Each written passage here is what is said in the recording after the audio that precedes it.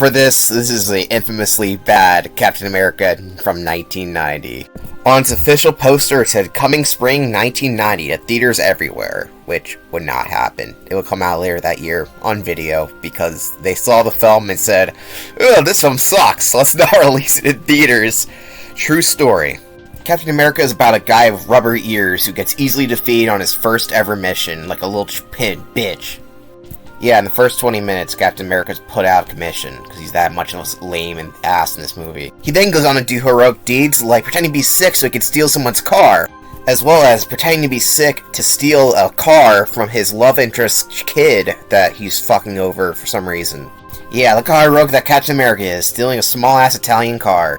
And of course, most importantly, decapitating women, because Captain America is a hero. And he smiles afterwards like he accomplished something.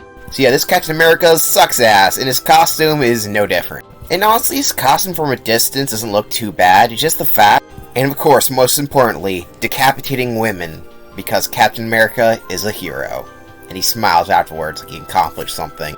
So yeah, this Captain America sucks ass, and his costume is no different. And honestly, his costume from a distance doesn't look too bad, it's just the fact that whenever it goes up to his face, that's when it looks really bad. Like, the body looks fine for the most part. Obviously, it's weird the whole thing's made out of rubber.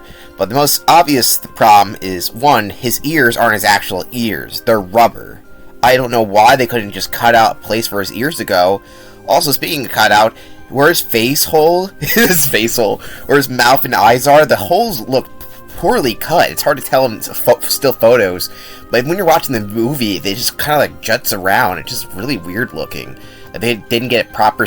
They used to use like fucking kindergarten craft scissors to cut out the costume after making the mold, which isn't good. His eyes are they're covered where his eyes are. It's like it goes way too much to the right here when it should be going more to the left. I have no idea why they did that. Also, the ears, the wings look really stupid.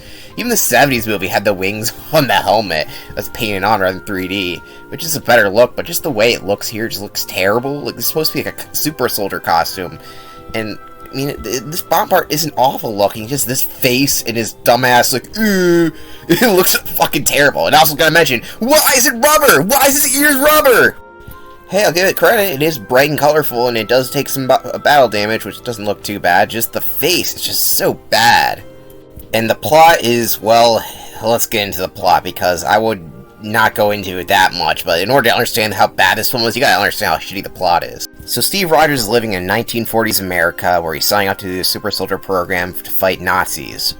Hey, at least he got that part right. The first one to do so, of the Captain America film. There's an incredibly sappy opening where it showcases him looking about as much as he does later on. Doesn't he got much super steroids in him like he does in the other films or whatever. He's all sappy with his family, like, "I'll come home, Ma," and I gotta go find my girlfriend. He's like, "I love you, girlfriend. I love you too. Don't ever leave me. I promise." And yeah, they obviously will.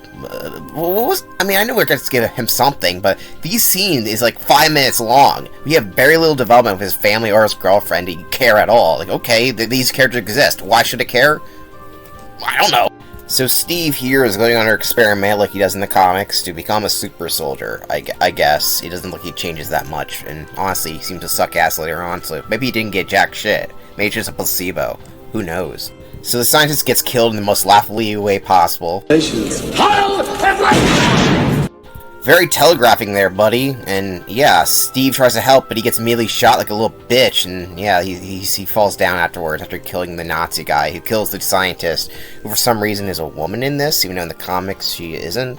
It's a guy who's supposed to be based off Albert Einstein, so that's kind of confusing. Because Steve sucks, he's in the hospital, because of course he is, super soldier. He does get shot, I guess, but you know, he's supposed to be tougher than that, I guess, but he's really seemed that strong. I don't know why the military's so confident in his ability. But hey, they send him out anyway in a very great costume that is totally going to camouflage out in Nazi Germany. Just kidding, it does not. We then get an action scene of him infiltrating a base to try to find his counterpart in Germany, because they already did experiment on it, our person in Germany. You obviously already know who that is, so I don't need to tell you. And this is where you see where they blew all their budget. There's explosions and all sorts of effects going on. We were watching this part of the film, like sure it's been a little goofy, but so far this film's not too bad. It's a nice World War II movie and the action's fine so far. But then we meet the Red Skull, who looks pretty cool. Don't get used to this because we barely see him. I'd actually say the Red Skull here is probably better than the MCU version, who's barely used. Even effects-wise, he looks a little better. He even showcases how tough he is by throwing Captain America's shield back at him. That's a pretty good villain introductory. Let's see if Captain America can give him a fight. Well, Captain America runs at him like an idiot, and through billions of cuts, this film loves to cut like multiple times during a fight scene. So a little nauseating there. I know you guys can't fight, but cut it better. Also, I do like stories where the villain is showcased to be powerful, gives the hero something to overcome, but here we barely see Captain America do much of anything other than get his ass beat, so just the first thing he sees is him getting beat by the villain so bad that he gets sent back into the future, basically. Literally. The next scene is him strapped to a rocket. How heroic. Like, yeah, I understand, if your villain, it's great to have your villain more powerful than a hero sometimes, to give something to overcome, but he seems so fucking weak here. Like, geez Louise, Captain America, you threw your shield a little bit, and then you got beat by the first, actual opponent you came across. It does not seem, it's not good for his character. And then all of a sudden, we see a kid who is a terrible actor telling his mom, like, man, I want to stay up here in Washington, D.C. I'm gonna be president one day! Much like most kids during the 1940s, he takes his camera out to see Captain America's missile coming towards them. But don't worry, Captain America kicks the missile so it misses the White House. Yes, it was aiming for the kid, I guess, but due to a crappy effect, it misses the White House. Look how great that is. Oh, this scene's terrible. One, why does the kid care so much about Washington, D.C.? I know it's cool, but why does he care about seeing the president that much? I know, so he's gonna be the president later. It also turns out this kid's the only person to see his missile launch all the way from Europe to America. And yeah, no one knows about this shit, apparently. And only Captain America kicking it slightly is gonna stop him from hitting the White House, which also he kicks it way too late. It took him to this point just to realize, oh yeah, maybe I need to kick the missile so it doesn't hit the White House. Like, how fucking stupid is this movie? One, how did no one, like I said, how does no one see it? The military didn't see it, they had fucking radar at this point. Of course they're bombarding missiles and shit like that. How do you not see a giant fucking missile heading straight towards the White House? What the fuck's going on in this shitty-ass movie? Also, this one blink you're missing moment permanently resonates with the kids so much that they don't remember it for the rest of his dumbass life. Also, I don't need to tell you, but Captain America's sacrifice of freezing the ice in the comics is way more interesting there than it is here, where he's not just a loser coward who just sucks at everything. We also get this amazing scene of these two kids acting, and let me tell you, these kids acting, phenomenal. Told you it worked. Thanks a lot, Sam. It's okay. See? What was the directing choice here? Alright, kid, interrupt the other kid and then tap each other on the shoulder, and yeah, just have a brain fart there and we'll record it. Good, got it, great! Believe it or not, this kid scene is important for the fucking film, I'm not joking. The kid tells the other kid, like, yeah, I got a picture of my great 1940s camera of some random guy, which you could barely fucking see, but for some reason I remember it the rest of his life. And you're like, wow, this is amazing! Like, who the fuck cares? Yes, a fucking nerdy kid who can't act also becomes an important character. I am not joking. Then, very laughably, we get a montage of just random things that happened between 1940s and the 1990s, and it's hilarious, just all the shit that's there. They play ridiculous music, they throw newspapers right in your face. It's like, what the fuck am I watching? It feels like I'm watching a completely different movie. And some of them are like, yeah, we walk on the moon. Other newspapers, it's just like, yeah, Nixon turns out to be a fucking crook. And they all play dialogue, so it's like, Nixon's like, I've never been a quitter. Like, why is that noteworthy to put in the montage? Yeah, our president was an asshole one time. All this to say that one kid, yeah, he became president, if you couldn't tell by the fact he kept saying I want to be president over and over again as a kid. All of a sudden this becomes a political movie where we talk about trade energy summits for some reason. This guy, that's what we're learning about now. Do I care? Fuck no, this doesn't matter. Anyway, we learned that in Italy, why Italy? I don't know, the Red Skull's alive and he looks like this now. You remember that cool Red Skull makeup from earlier? Yeah, it's gone. Just a guy with a couple scars on his face because he got plastic surgery. I said that in quotations. We couldn't see it because I don't have a live cam. And also around this point, they find Captain America frozen in ice, and he immediately wakes up after they cut him out, which I don't think that's how that works, but whatever. And when the president sees it, he's like, oh shit, I remember exactly who this is. He pulls out his wallet, and he has a fucking picture he took as a kid in his wallet. Are you fucking kidding me? This guy has had this picture since he was a kid. Not only did he not lose it during all his political campaigns, but he's like, you know what? Even though I probably have a family and kids, the most important thing to keep in my wallet is a fucking picture I took of some random thing that I don't even know. It could be fucking anything. It's a shitty black and white picture. It could have been a fucking blob for all he knew. Apparently that picture is so important that he keeps it right in front of his wallet. What the fuck? So he thinks it's a big deal. So who he calls? Well, his old schlubby friend who's a fat ass behind the desk, who's not even in the government really, just some random guy. But he has his pin still. He's like, wow, can you believe this? I'm gonna nerd out about this. Oh my god, I know I should be focusing on this presidential shit, but I want to know about this thing. And also, the Red Skull sees it, and he's scared because Captain America was a big threat to him when he slightly damaged his base and he got easily defeated. Like, this doesn't make sense. You already fought him, and he was a fucking pushover the first time. If they had to give a good fight, it would have made sense, but he gave a shit fight, so why is Red Skull worried about this fucker? And he keeps saying, oh, we're like brothers, even though they're not, because I think they're made by different scientists. I don't fucking know. I don't give a shit.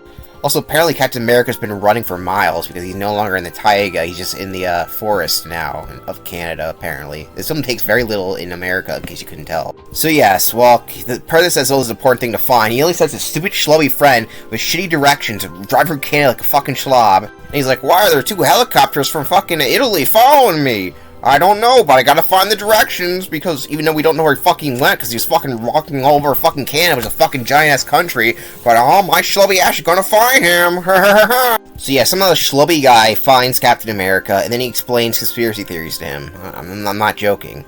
Apparently every conspiracy is because the Red Skull's behind it, and you gotta hear this for yourself in order to believe it. I have got proof that this Red Skull guy was closely involved in the murders of Robert Kennedy, John Kennedy, Martin Luther King. So, my reaction when I first heard that watching it, I was just like, oh, this is a shitty movie. I was like, what the fuck? So now we're throwing in conspiracy theories about Red Skull killing political figures?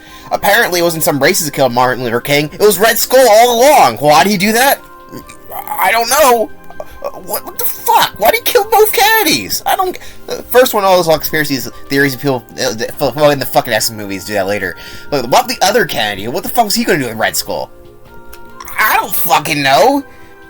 Was Nixon with Red Skull? Is that why they showed him quitting? What the fuck? This is fucking rotting my brain with stupidity. But that's not why Captain America distrusts this guy, because he sees his tape recorder, and for some reason this has a giant symbol that says Made in Japan. I know things have say made in something on it, but usually they're not fucking giant like that on the front of it, usually on the back and discreet. But whatever, he's like, oh shit, this guy is a fucking Nazi, I guess, because, you know, in Imperial Japan, we fought them, I guess, even though we never even discussed that beforehand. So, yeah, I don't get it. So Captain America thinks this guy is evil, I guess, so he tells him, Pull the car over, please. I think I'm going to be sick. Yes, our hero's great idea of how to stop this guy, or how to get his car, basically, is to go over on the side of the road, walk away, and pretend to be sick. I have no idea why this is the first thing that comes to his mind. It's so fucking laughably dumb that I think they actually made a joke about it in future Captain America movies. That's how fucking dumb it is. And poor schlubby guy gets left behind. Anyway, Captain America decides he's going to go back to California because that's where he's from, but he takes a moment to stare at some woman's ass. The director thought that was important to see, so I showed it to you too. One of the funniest things about this is that he's wearing his costume the whole time he's walking with a shitty trench coat, but apparently he found a shield-shaped bag to carry his shield. That is so laughably funny. He's wearing a shitty trench coat to cover his costume, but he found a perfectly shaped bag for his giant-ass shield. I don't know how that cracks me up. But oh my stars, he sees his girlfriend again. He's so happy because she's waited for him, even though she got married and had a kid, but apparently she waited for him because she's an idiot. She cries like a little bitch because, like, they told me you were missing in action, but I knew you'd come back, and 50 years later, you came back. But, you know, I wanted to have a kid because that's all old broads are good for, apparently, so I had a kid.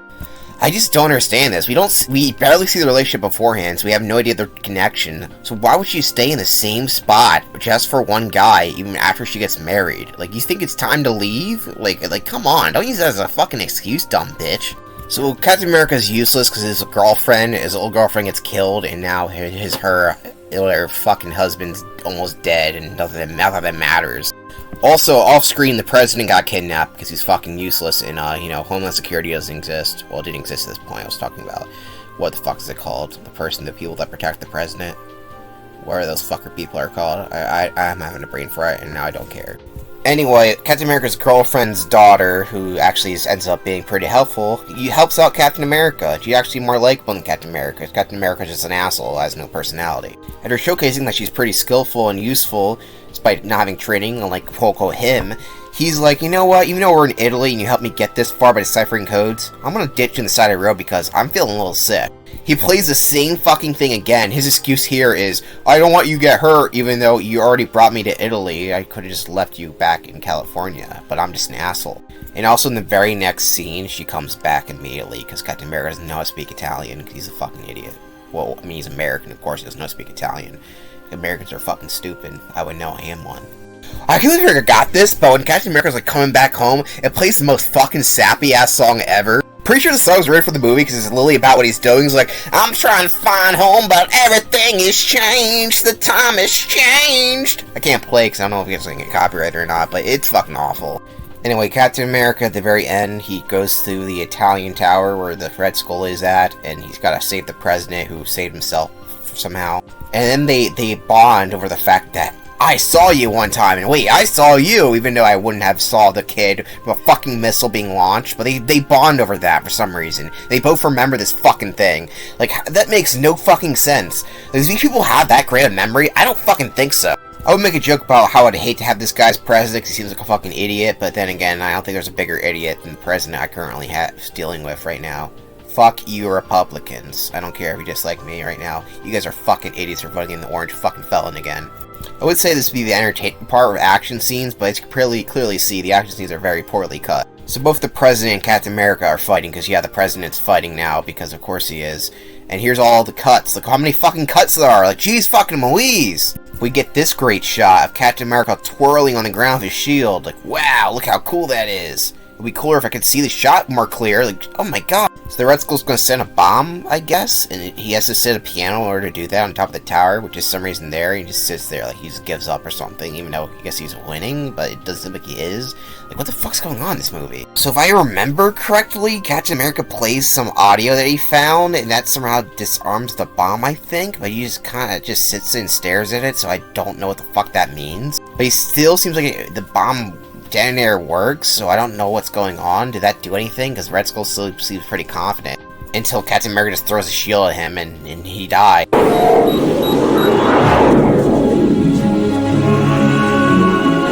Yeah, what a great climactic death. And also the woman gets decapitated here, who I guess killed the one person's mom, and Captain America's like, yep, I just did that. What an asshole.